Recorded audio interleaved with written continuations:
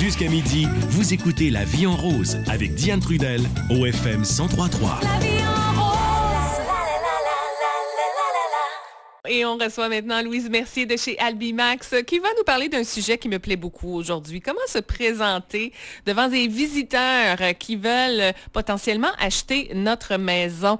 Louise Mercier, bonjour. Bonjour Diane. Merci d'être là encore une fois aujourd'hui pour nous parler d'un sujet que je trouve vraiment très agréable parce qu'on en voit de toutes les couleurs quand on visite des maisons et quand les propriétaires, les anciens propriétaires nous présentent leur maison, on en voit de toutes sortes. Alors, on va parler de petites anecdotes aujourd'hui, de choses à ne pas faire, mais qu'est-ce qu'on doit faire aussi? C'est très important. Oui, tout à fait. Mais c'est sûr que c'est très... les gens sont très anxieux quand ils ont des visites parce que, de un, ils veulent vendre leur maison. Oui. Puis de deux, les gens qui viennent, c'est des gens qui ne connaissent pas. Non. L'agent immobilier qui vient avec ses clients, il ne connaît pas plus le courtier collaborateur, là. Si c'est son courtier, c'est correct, il le connaît déjà, mais il ne connaît pas plus les clients. Donc, moi, ce que je pourrais dire, c'est de mise... Dès le départ, c'est un beau bonjour, un bel accueil, puis après ça, une discrétion. C'est vraiment le mot d'ordre là, dans une visite, c'est discrétion. Alors, l'ancien propriétaire n'a pas besoin d'être à côté du courtier immobilier pour faire visiter chacune des choses. Là. Il n'y a pas besoin. Non, c'est ça. Le courtier immobilier, c'est quand même un professionnel qui connaît les propriétés. C'est sûr qu'il ne connaît pas votre propriété en particulier, mais il y a un œil quand même, il en a visité d'autres.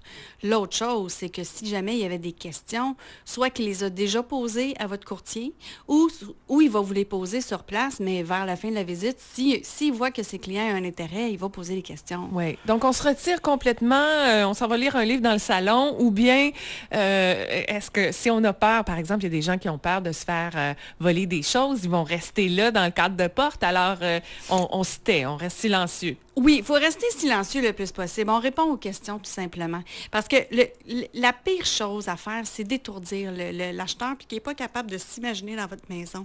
Donc, il ne faut pas parler de ce que ça pourrait être. Peut-être que l'acheteur, il n'est pas bricoleur. Donc, si vous êtes en train d'y mettre des plans puis des projets en tête, que lui, c'est pas ça du tout ses projets, ça va juste le fatiguer. Ça va le fatiguer, ça va l'énerver, puis il n'est même pas capable d'imaginer ses propres projets. Ouais. L'autre chose aussi, c'est de ne pas parler de ce que c'était.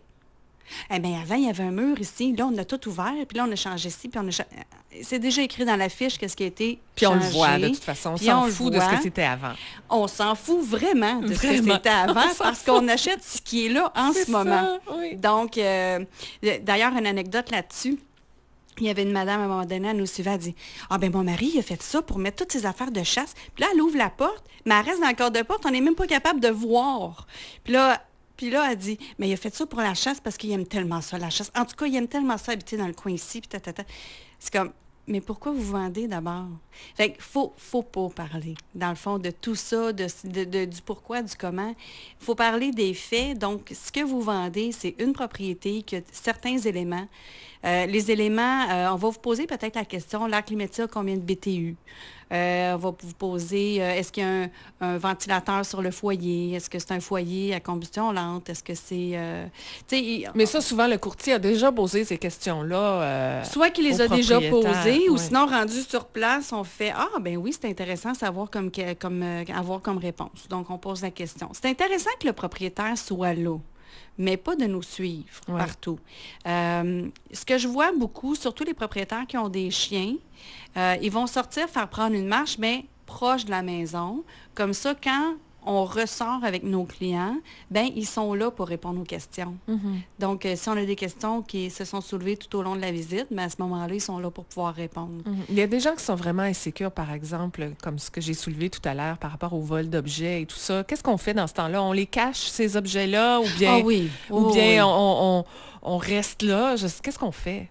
Bien, écoutez, moi, ce que je vous conseille, c'est de rien laisser traîner qui peut être de valeur. On ne sait pas qui vient chez nous, là. Donc, si vous êtes insécure face à ça, vous les cachez, tout simplement. Les gens vont ouvrir les garde-robes. Donc, si vous voulez cacher vos choses, bien, cachez-les dans vos tiroirs ou dans ce qu'on n'ouvrira pas.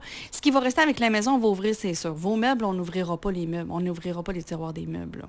Mm-hmm. Donc, ça, c'est sûr que vous pouvez faire ça. avant que les visiteurs arrivent, allumez déjà toutes les lumières, que ce soit le jour ou le soir. Allumez-les tous. Comme ça, on n'a pas besoin de chercher et où l'interrupteur. Parce que des fois, c'est une corde à tirer qui est à l'autre bout. D'autres fois, l'interrupteur est caché en arrière d'un petit corderon. En tout cas, des fois, dans certaines pièces au sous-sol, là, principalement. L'autre chose, fermez la télévision. Baissez le son. On n'a pas besoin d'entendre votre émission. Si vous êtes rendu à spin dans votre laveuse, là, éteignez-la, puis repartez le spin quand on sera parti. C'est toutes des choses qui dérangent. La sécheuse aussi, ça dérange. Le lave-vaisselle, ça dérange. Donc, tous ces bruits-là, en fait, il faut que ce soit le plus agréable possible. Oui, parce que, justement, on veut faire visiter pour vendre la maison, pas pour faire entendre les irritants qui peuvent être le lave-vaisselle ou autre chose. Exactement. Donc, et les gens qui visitent veulent entendre aussi le bruit environnant du voisinage. Donc, tout à fait. Là, si on doit demander au courtier qui est seul avec le client dans la maison, qu'est-ce qu'on fait pour fermer le lave-vaisselle, bien là, le courtier, il ne saura peut-être pas nécessairement... Oui, parce que chaque lave-vaisselle a ses particularités, là, c'est sûr.